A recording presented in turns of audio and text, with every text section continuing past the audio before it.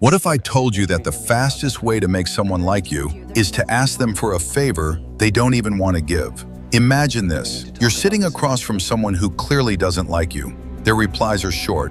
Their eyes drift away. Their energy feels cold, almost dismissive. You feel it, that invisible wall between you. Now, instead of trying to impress them, instead of trying to win them over, you do something strange. You ask them for help. Not a big favor, something small, almost insignificant. And something shifts. The same person who ignored you yesterday starts talking to you today.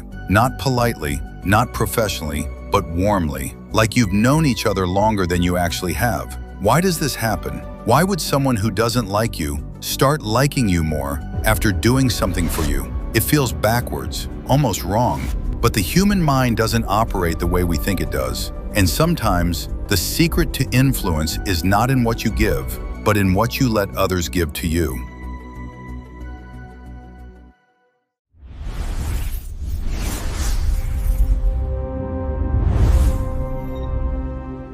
This phenomenon has a name. It's called the Ben Franklin effect, a psychological paradox where people tend to like you more after they do you a favor. Not less, more.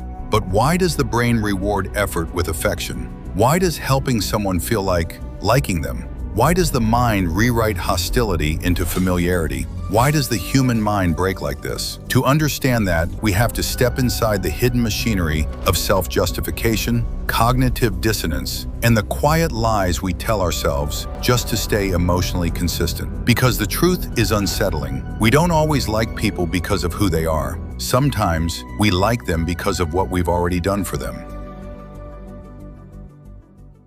Segment 1. The man who outsmarted hatred.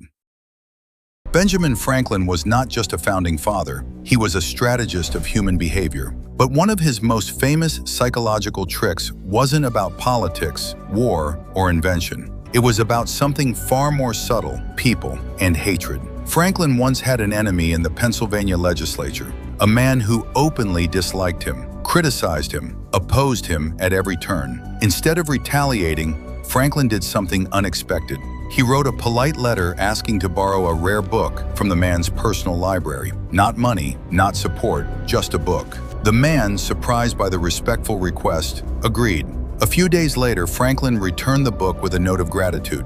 No argument, no confrontation, no persuasion, and something changed. The next time they met, the hostility was gone. Eventually, the man became one of Franklin's strongest allies. Franklin later wrote about this himself. He that has once done you a kindness will be more ready to do you another than he whom you yourself have obliged. But why? Why would a single favor flip emotional alignment? The answer doesn't lie in kindness. It lies in the brain's obsession with consistency.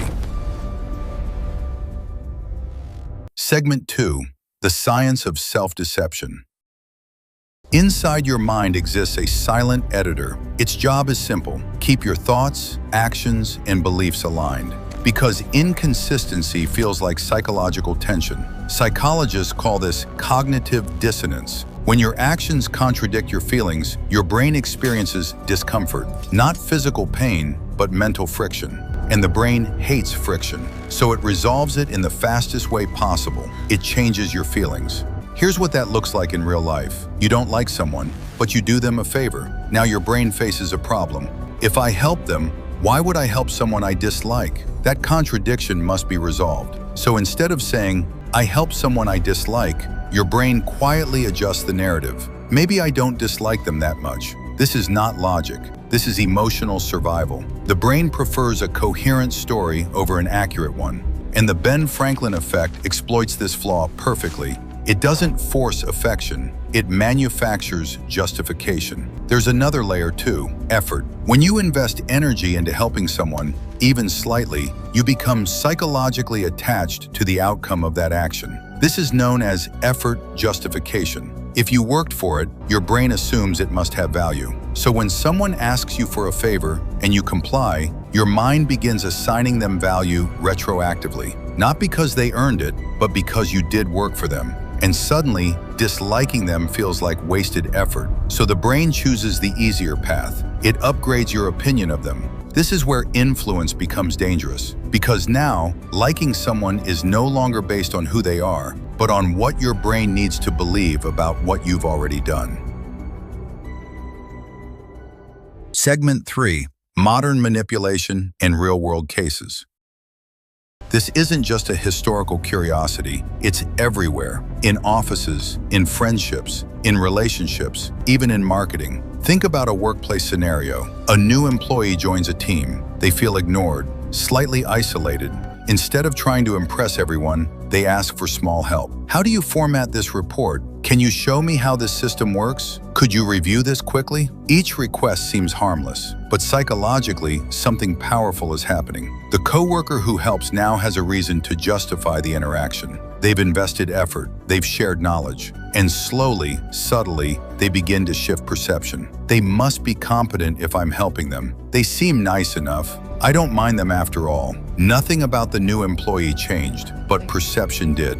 Now consider relationships. Someone distant, cold, emotionally unavailable. Instead of chasing affection directly, they ask for small, meaningful help, advice, guidance, emotional input. Each time the other person participates, they reinforce a psychological loop. If I care enough to help, I must care about them. And the emotional wall weakens, not through persuasion, but through participation. Even in politics and persuasion, this effect appears. Public figures often ask supporters to take small actions first. Sign a petition, share a post, wear a badge. Each action builds psychological investment, and investment always demands justification. So belief deepens, commitment strengthens, liking increases. Not because minds are changing freely, but because minds are defending their own consistency.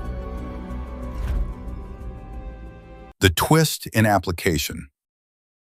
Here's where it gets uncomfortable. You might think this only works on others, but it also works on you.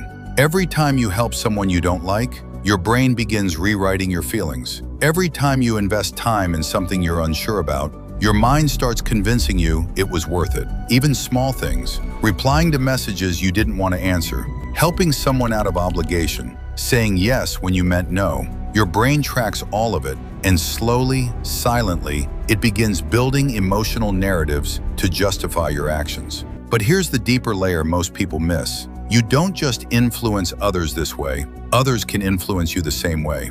Think about it. Have you ever started liking someone more simply because you helped them a few times? Have you ever defended someone you initially disliked just because you invested time in them? That's not coincidence. That's psychology correcting inconsistency. The human mind is not a perfect judge of truth.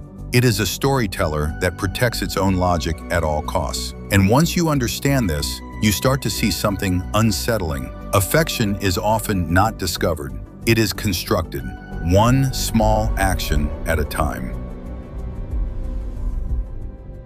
So the next time you feel someone drifting away from you, or the next time you find yourself trying too hard to be liked, pause, because influence is not always about adding more charm, more words, more effort. Sometimes it's about stepping back, letting someone invest in you, letting them justify your place in their mind. Because once they've given you something, even something small, their brain begins doing the rest of the work for you, quietly, unconsciously, relentlessly. But there's a darker question hidden beneath all of this. If the mind can be rewritten so easily through small favors, then how many of your own feelings are truly yours? And how many were built just to justify what you've already done? Because once you see this pattern, you start noticing it everywhere. And that is why you need to watch the next videos.